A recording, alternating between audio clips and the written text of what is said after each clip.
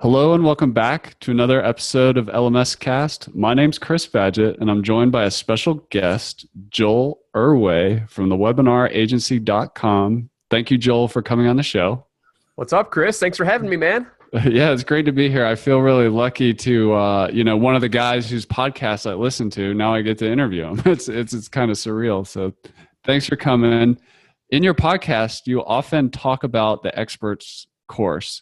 And for you, the course creator out there, the membership site builder, I really want you to listen in to how Joel describes the expert's curse. What is this thing? Awesome question, man. So the expert's curse is something that I have, I've battled myself. Before we hopped on this podcast, we were talking about a webinar that I had launched for my own audience to cold traffic, and it, ashamedly wasn't doing as well as I had hoped. But let me kind of backtrack and talk about what that expert's curse is, because I can almost guarantee that as experts and course creators, we all stumble with it. And so I'll rewind back to like when I first got started with sales presentations, because this is really where I discovered what the expert's curse was. So I'm an engineer by trade. I went to school for mechanical engineering, graduated a while ago now, almost 10 years ago, which is crazy to think. But yeah, so 10 years ago, I graduated with a mechanical engineering degree, and I ended up in the world of sales engineering. So I had practice engineering for about 8 months, and I'm like, this is really boring, and it doesn't fit my personality. So go figure. I spent 5 years getting my degree, and within 8 months, I'm like, this isn't for me. Well, I got a job in the world of sales selling to my former colleagues.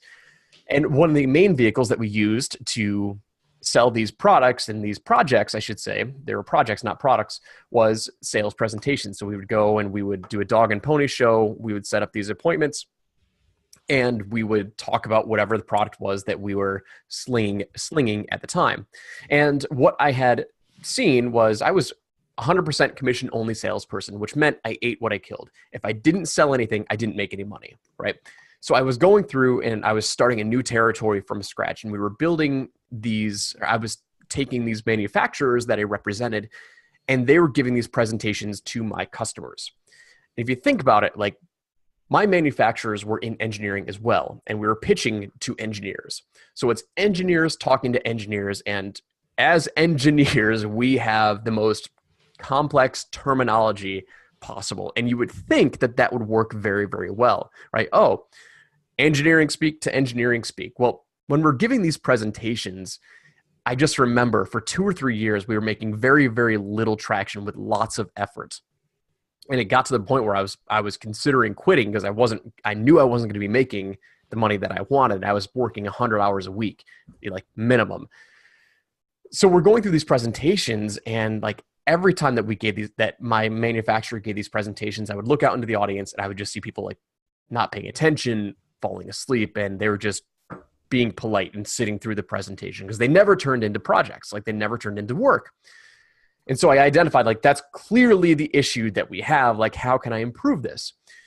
So I made a mission to learn how to perfect, how to get better at giving an effective sales presentation. And so after a bunch of studying, I remember I was as I was flying around the country into these manufacturing facilities, during my layovers, I made a commitment to buy a new sales presentation book to learn the art of it. And I realized that what we were doing, like we were putting these people to sleep, and it was because we were teaching way too much, and we weren't explaining what the core benefits were of our product clearly to our customer. Now that's simplistic speaking. It's a little bit more complicated. It takes a lot of work to kind of perfect that. But I said, okay, screw it. Like, I'm not even going to wait for my manufacturers to come around and give these presentations. Like, I'm going to rewrite the presentations and I'm going to give them myself because I think I can do a better job. I have no experience giving sales presentations, but I remember I rewrote one, and I called up one of my customers and said, hey, I want to give a presentation for you. I'll pay for lunch. Like, can I come in? They said, sure. I stood up, and my presentation was completely different than my manufacturers. And I remember immediately, like I could see the reaction from our audiences, and the light light switch flipped. There we go. the light switch flipped. I saw in their minds like, holy crap, like they got it. And it turned into work, right? And so what I call the expert's curse, to bring this back full circle, is you, the expert, you know so much about whatever it is that you teach, whatever course it is that you teach. When you, as a sales professional, like if you want to enroll more people into your course, you have to take a step back, right? Whenever my clients would come to me and they would put together a webinar presentation and it would bomb, I would look at their webinar. I'm like, you're trying to teach too much. Like you are taking your 6-week course, your 12 module course, and you're trying to condense it into an hour-long presentation. Like that's just not going to work. Like it's 12 modules for a reason. Stop trying to teach it all in your webinar because you're confusing them. And the number one rule that I abide by is a confused mind doesn't buy. And that is what the expert curse is. That is awesome.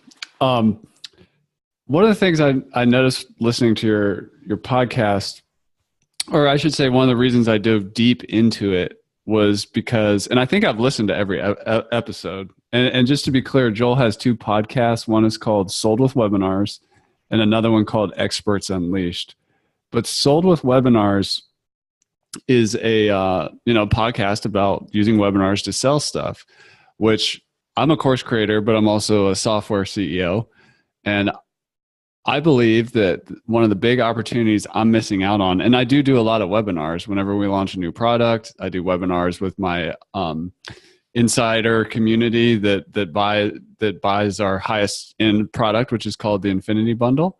But a solid, webinar for selling to cold traffic or whatever, I'm not doing it. So I just wanted to make the commitment, and I have the resources and the team and the time to really go deep in webinars. So basically I've just been in student mode learning from you and, just being a fly on the wall, watching other webinars and modeling and looking good at good examples. But I believe that the webinar is a super skill for selling. Why? And apparently you do too, since you've made a podcast about it and an agency around that. What makes a webinar so special for selling? Awesome question, man. I love answering this question. And I want to keep this in simplistic terms as possible, right? Because I know people who are listening here, they might be either just getting started, they might not have much marketing background. But I want you to, if you're listening right now, I want you to think about like your customer journey, right? When you consider buying something, whether it's a $50 product, $10 product, or let's just say $1,000 product, right? We specialize, we've put most of our focus and attention on $500 to $1,000 to $2,000 products and above for direct selling webinars. It's a big ask for a potential customer, right? When you think about the journey of your customer, like there's the 3 most important words in all the world of marketing, right? Know, like, and trust you. Like, how can you get somebody to know, like, and trust you? And if you research any more about the world of marketing, you'll probably stumble across the world of content marketing. Like, oh, you need to publish lots of content to build your authority, to build that trust factor, blog all the time, podcast all the time, right?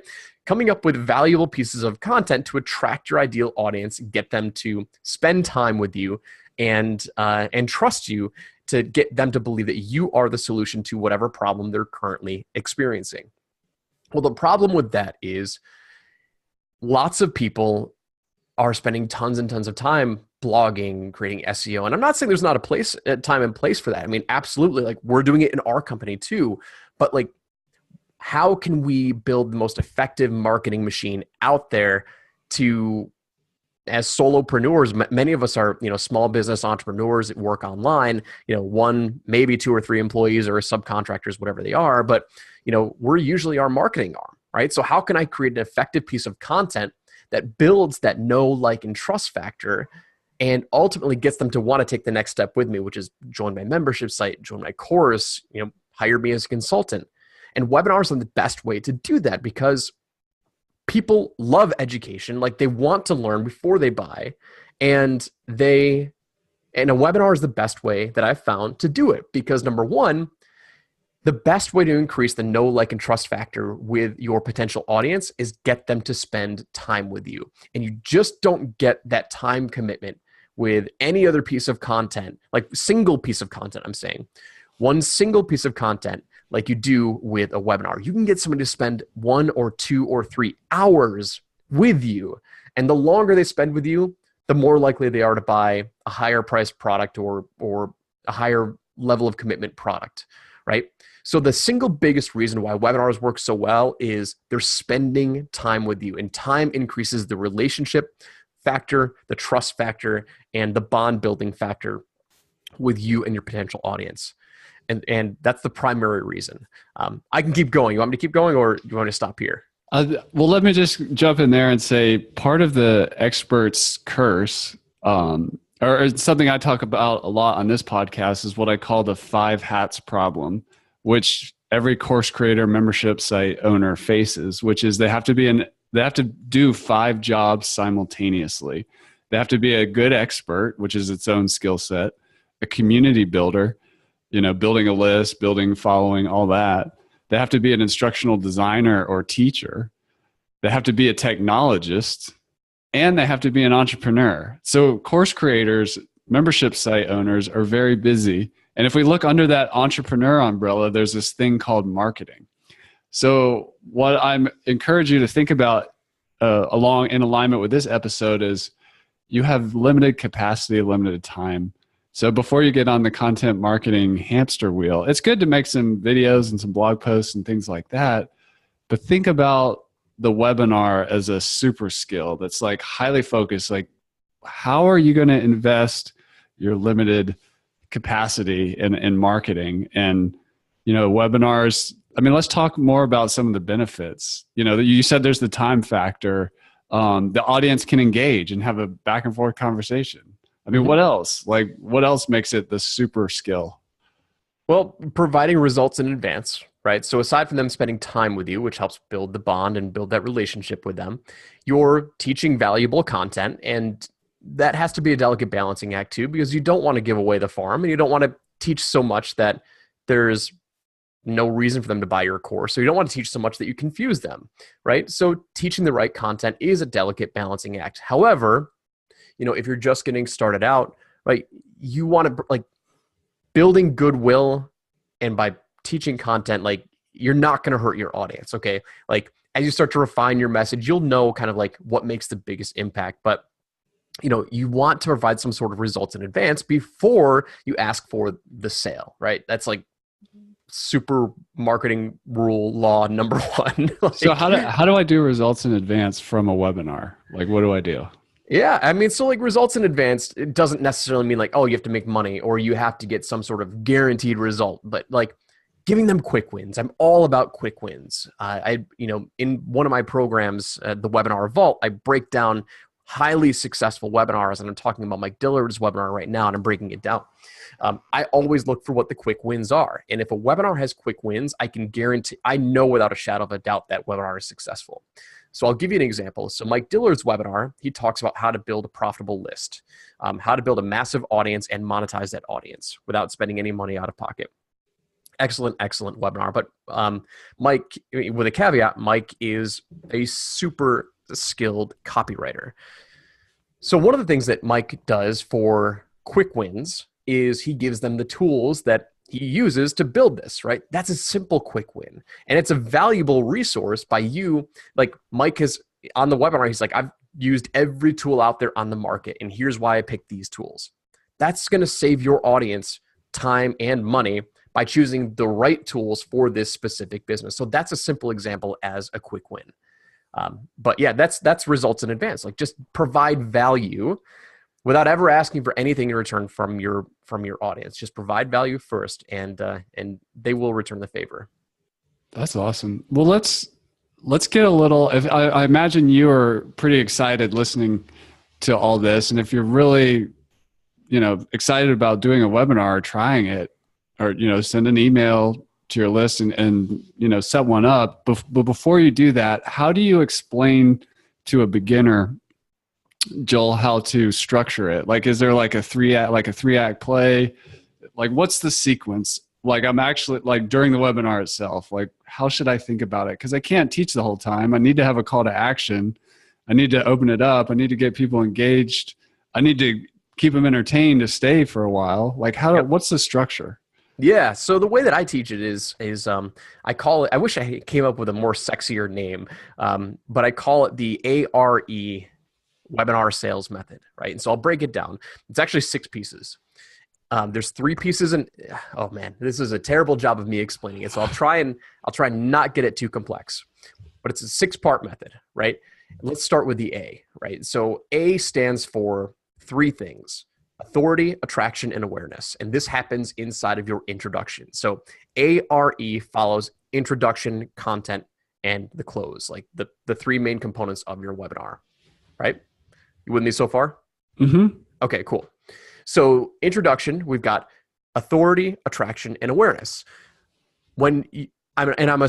Here's my assumption, right? So we do mostly cold traffic webinars. And what I mean by that is somebody's going to register for my webinar who doesn't know me at all, right? Which is the hardest sell, right? It is the hardest sell. And so if you have traffic that's warmer, great. Right. But a lot of course creators have that problem though. Like they don't have a following yet, or they're just getting started. It's their first course. So you have to work with cold traffic. Yep. So this is the cold traffic strategy. So and we start with authority, right? And if nobody has ever heard of you before, and actually just had an article published on entrepreneur.com yesterday, it went live on how to become an expert, even if nobody's heard of you. It's talking about this similar concept. And so if you're an authority, or authority, attraction, and awareness. Right? So you want to figure out a way to how to build yourself as an authority. If you study marketing at all, there's a lot of misconceptions out there. People tell you to tell your hero's journey story, which is, your rags to riches story. I think that's nonsense. There is a time and place for your hero's journey story.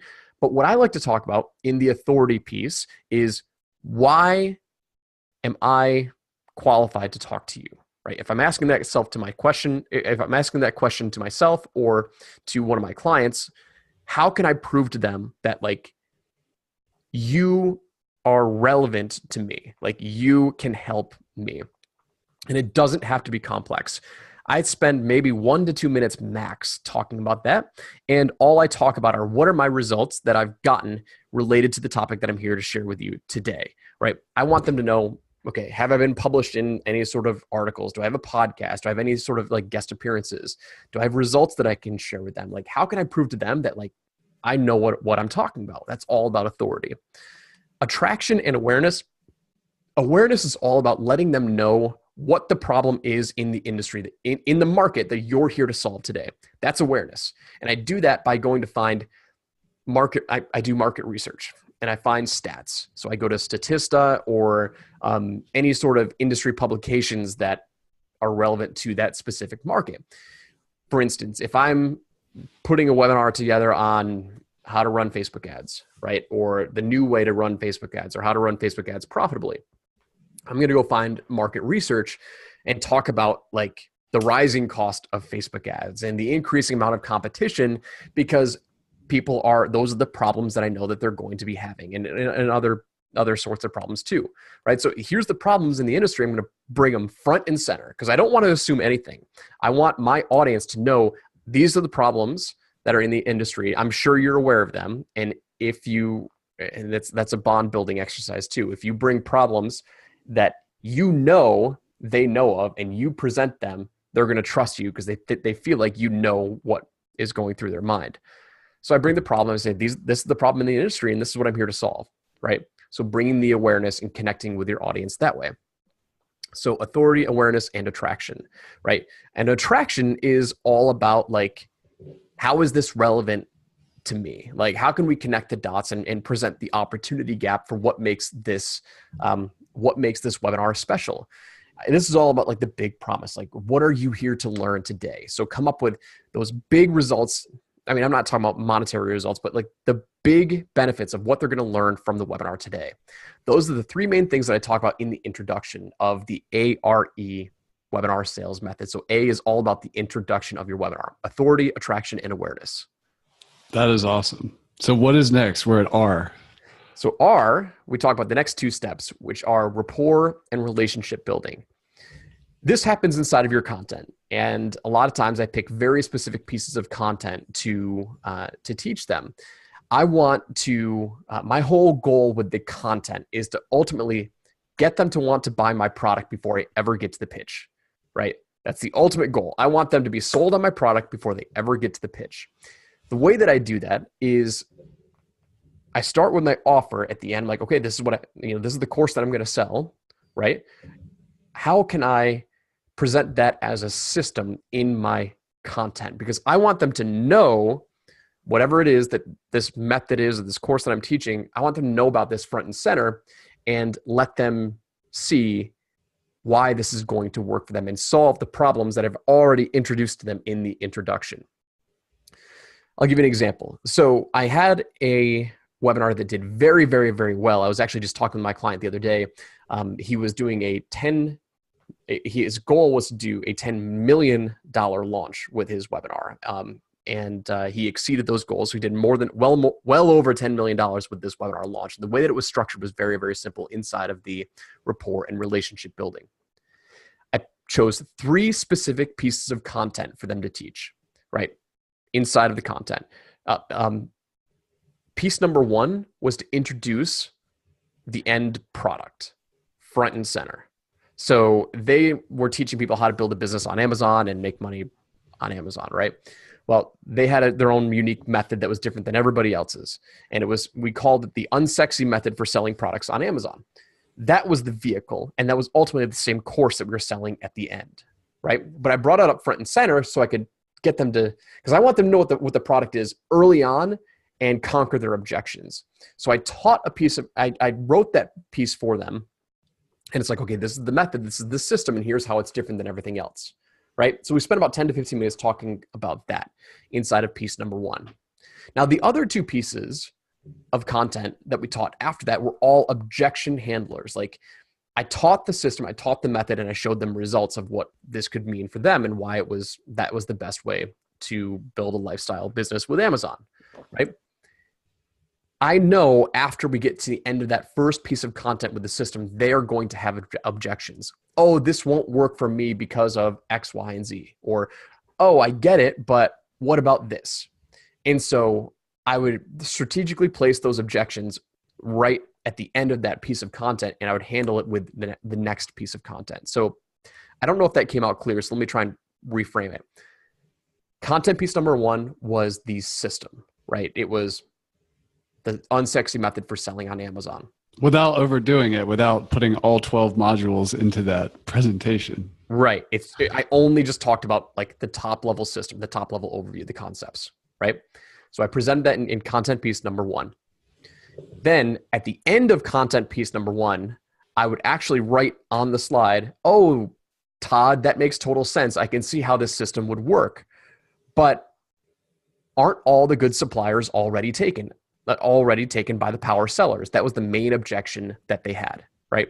And so I would put it up on the slide and I'd say, well, you're probably thinking this. And actually that's not true. And that's what we're talking about in the next piece of content. So that next piece of content was meant to address the major objection for why they felt like that wasn't going to work for them. And so then I taught that piece of content and I repeated that same exercise at the end of content piece number 2. I would introduce the next major objection and conquer that with content piece number 3. So by the time we got from the introduction to the end of the main teaching part of the webinar, what we've done is we've introduced the system and we've conquered the top 2 major sales objections for why they can't be successful. And we've never even pitched the product yet. Does that make sense? Totally. So we're building that rapport, we're building that relationship with that audience because I know exactly what they're thinking. I know their objections and I know their thoughts and I know their problems. And I taught we taught some things in there, but it was not deep in the weeds of like, oh, step 1, do this, step 2, do this, step 3, do this. It was no, here's the top level overview. Here's why this works. And here's how to overcome, these simple hurdles. That's awesome. Well, what's an E? Yeah. So in E, that's now like we're in the pitch, right? So E is called the exchange and it's the sales conversation, the sales pitch. So what we do here is, if you think about it, like, and I taught this in one of the summits that I hosted, like what most people think about sales is like, you think that you're like, if you've got, think of like a battle, right? And two people are going to battle. You, the expert who's selling something, and your potential customer. And most people view it as like, oh, you're trying to butt heads and overcome all these objections and like ultimately win the battle and get them to hand you money. And when you think about that, like sales gets really finicky. And what happens when you fight? Well, people become protective and they put up these shields, they put up these walls like, no, like I want to protect my money. You can throw all these objection handling sequences and objection handling statements at me, but like, even if you do win and I give you my money, chances are I'm going to have buyer's remorse because I felt forced to make that purchasing decision. So what we do is like, we just frame it as an exchange. Like when you present your offer early on in your content, they're already in their mind selling themselves on why this is going to work for them, why they need to take advantage of this, right? And so now when we get to the sales pitch, all we're doing is we're giving them an exchange in value. So we're saying, okay, you've heard what I've got to say. I've taught you this system. Now you probably want some additional help and support. I've got this implementation program that is everything that we just taught you, but it goes deeper in the weeds and, hold you by the hand, step by step, the whole 9 yards. And in always putting the decision in their hands, saying like, this is up to you. If you say yes or no, it doesn't matter to me, right? We are having success.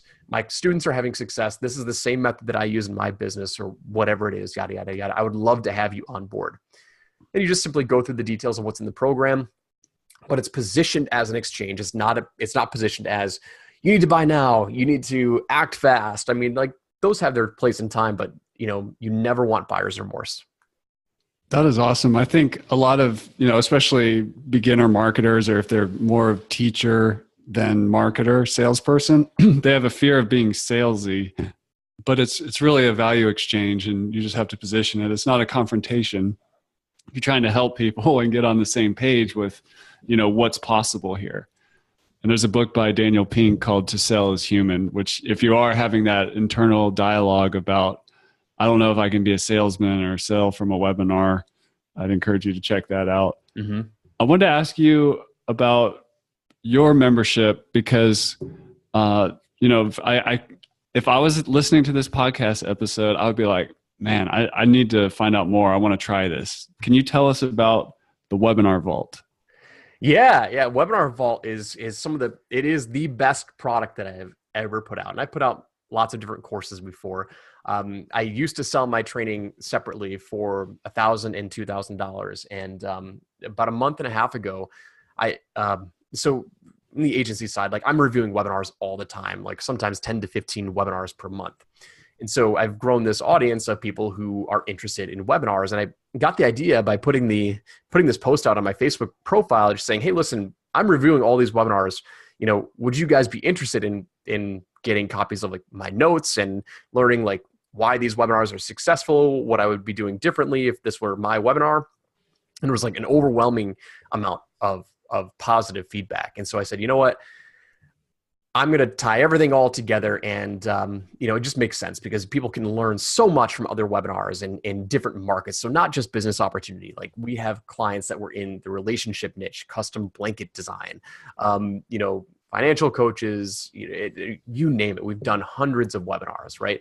And so the whole goal of the Webinar Vault is to break down these different niches. I'm going to be doing a supplement webinar breakdown from Dr. Axe probably tomorrow or later this week. But anyway, so I wanted to create this vault so people had inspiration to draw from with all of these different types of webinars so they can get the different styles and they can see different versions of what's working and what's not working. And so, and I include my training and my webinar software, my webinar build software, SlideCell. So it makes it super easy for people to see what's possible with webinars and draw inspiration so they can leverage webinars for their own business. Because I truly believe webinars are an absolute game changer for the solopreneur because it's the ultimate form of content marketing. It builds the bond, builds your relationship so your audience knows, likes, and trusts you, and it can seriously change the game for your course. I mean, that's the primary market that we serve are course creators. And that's what the Webinar Vault is all about. And that's at thewebinaragency.com. Is that the best place to go to find that? Yep. They can find links at thewebinaragency.com. And so, yeah, they can get all the details there. It's just $97 a month. Like I said, I was selling my course for $1,000 to $2,000, and they get access to it inside of the webinar vault. So yeah, it's my collection, my archives of sales presentations. Well, I'm going to take my marketing or entrepreneur hat off and put on my instructional designer hat and just look at what Joel has stacked here. It's all about the stack. So he had a training course inside the membership. He's got the breakdowns, which is kind of like what we call a case study course, or it's a unique thing. I love that idea. It's like taking not just the training and great content, but let's look at what's working for real out in the world. And then you have software like tools to support this. So it's not just the stack is always fascinating to me. And when somebody teaching something has usually a unique stack, it means they've been at it a while and they're really focused on getting results and serving their community. Can you tell us a little more about the software piece of that? Yeah, so we created internally a piece of software called SlideSell. And as we were growing the agency, the whole goal was to help train new copywriters faster. Like we wanted to expedite that process.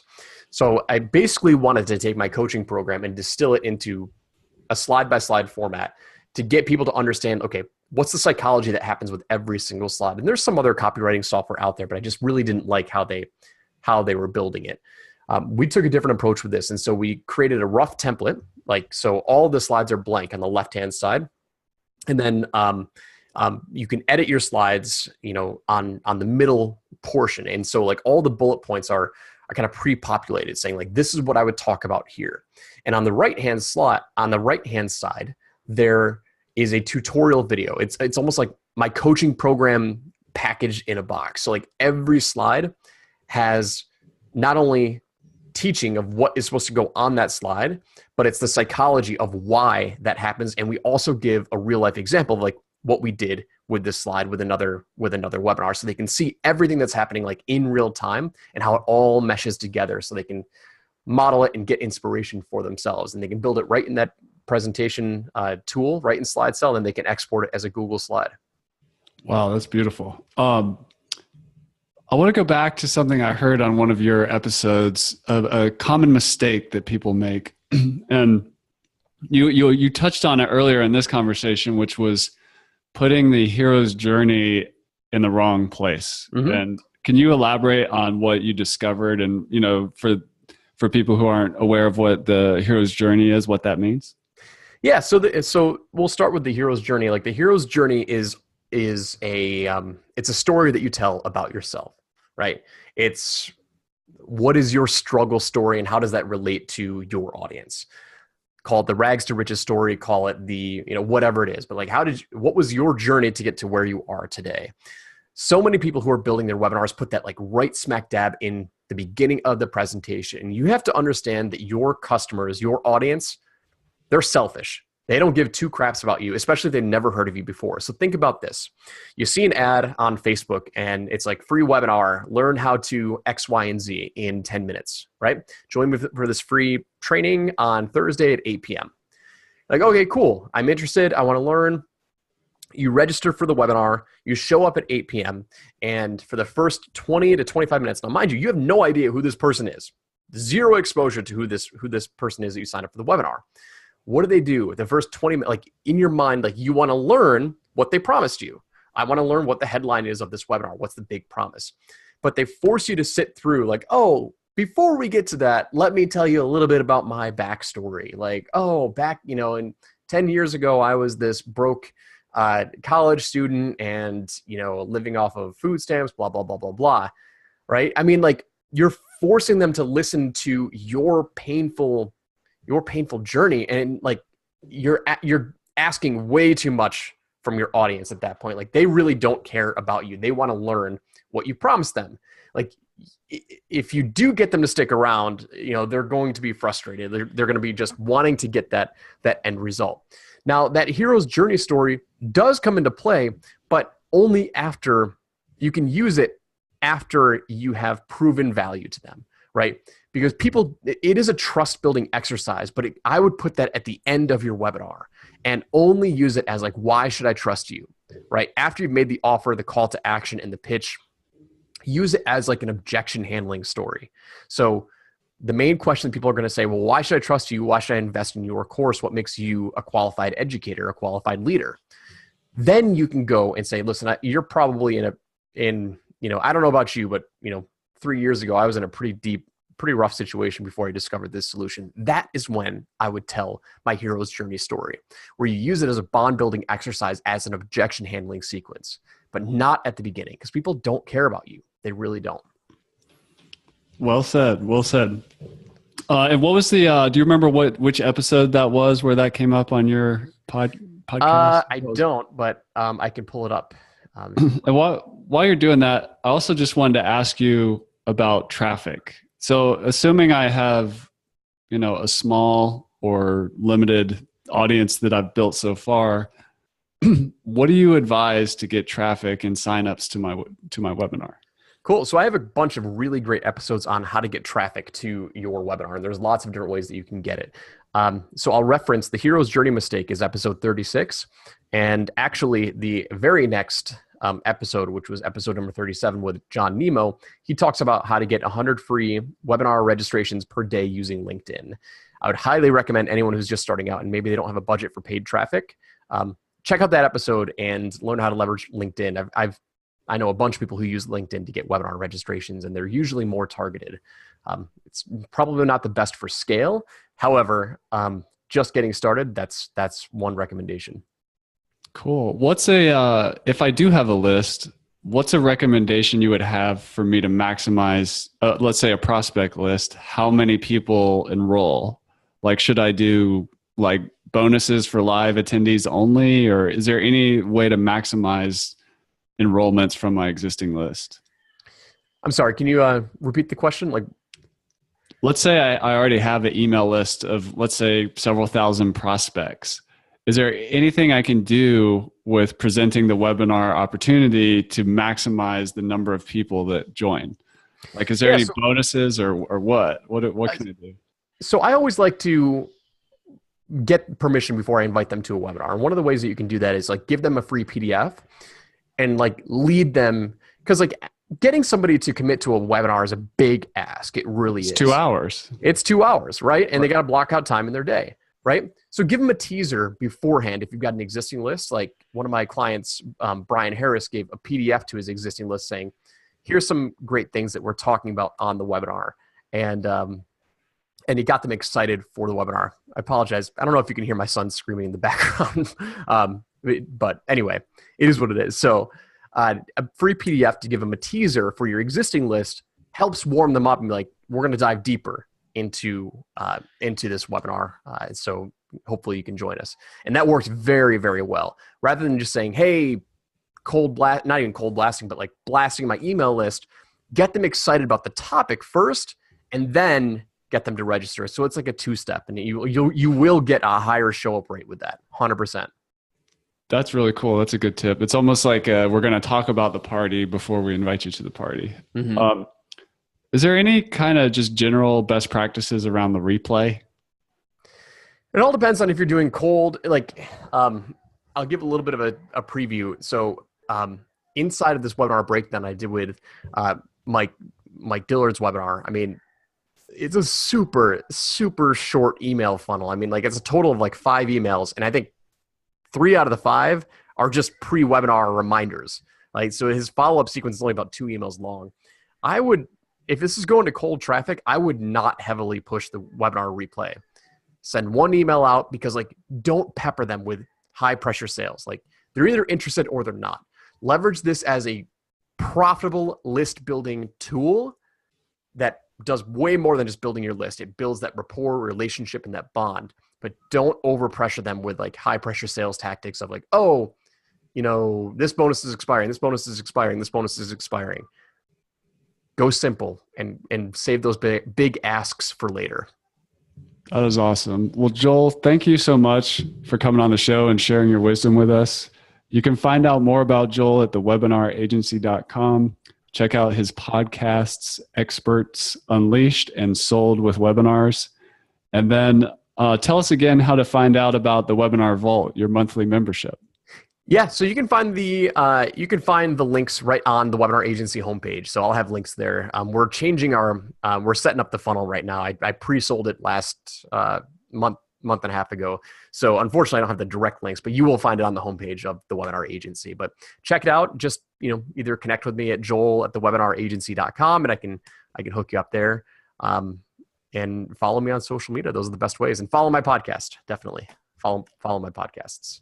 Awesome. Well, thanks, Joel. Yeah. Thanks, Chris. It was a pleasure.